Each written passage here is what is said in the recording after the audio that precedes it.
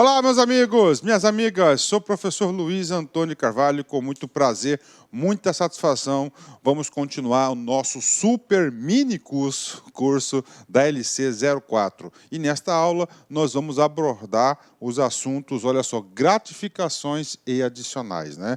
Gratificações e adicionais é o nome da aula de hoje. Professor, faz uma ajuda à memória. Sim, gente, eu vou fazer uma ajuda à memória para você entender a lógica do estatuto. E essa lógica do estatuto, ela é aplicada também para os estatutos, pelos regimes jurídicos únicos dos municípios, de todos os estados e da União. Então, todos seguem mais ou menos aí um padrão, uma linha de elaboração. Nós estamos estudando o quê? Nós estamos estudando as vantagens concedidas pelo servidor público, né?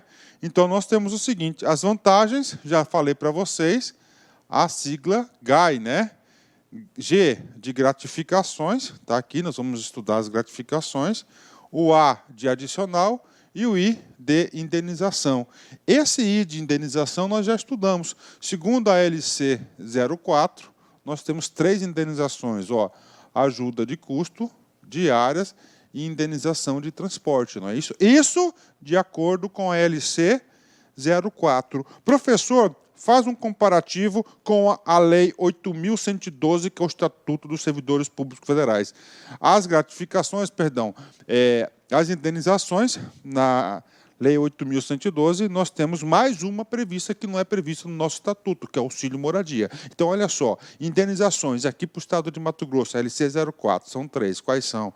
Ajuda de custo, diárias, indenização de transporte. Já na 8.112, nós temos ajuda de custo, diárias, indenização de transporte e auxílio moradia. Nós temos aí mais uma verba aí para o pessoal dos servidores públicos federais, ok? Então vamos lá, artigo 82. Então essa aula aqui, eu vou apresentar para vocês quais são as gratificações e adicionais previstos no Estatuto, né? Então, previsto no artigo 82. Então, nós temos aí 6 gratificações e adicionais previstos no Estatuto, tá certo? Mas eu digo para vocês o seguinte, professor, é só isso? Gente, não é só isso. O que acontece? Prestem atenção. Esse rol aqui não é taxativo. Como assim, professor, o rol não é taxativo? Se o rol fosse taxativo, os servidores públicos estaduais somente poderiam ter essas gratificações e adicionais aqui previstos no artiguinho 82.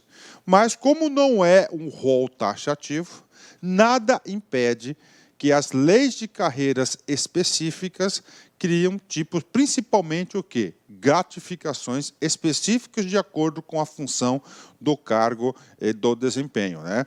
No governo federal, por exemplo, nós temos aí vários tipos de gratificação de produtividade específicas para os cargos federais. Bacana? Então, primeira informação, que este rol previsto no artigo 82, que o artigo 82 traz todas as espécies de gratificações e adicionais, não é um rol taxativo, não é um rol taxativo, então há possibilidade de outras gratificações, mas serão redigidas por lei específica nas leis de carreiras dos determinados cargos. Artigo 82.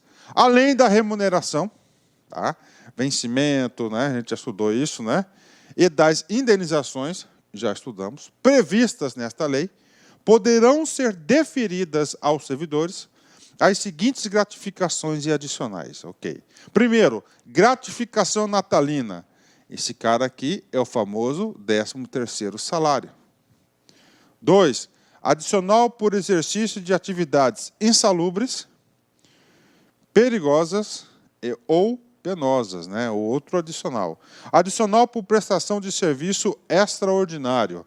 É chamado de horas extras, ok? Horas extras, né?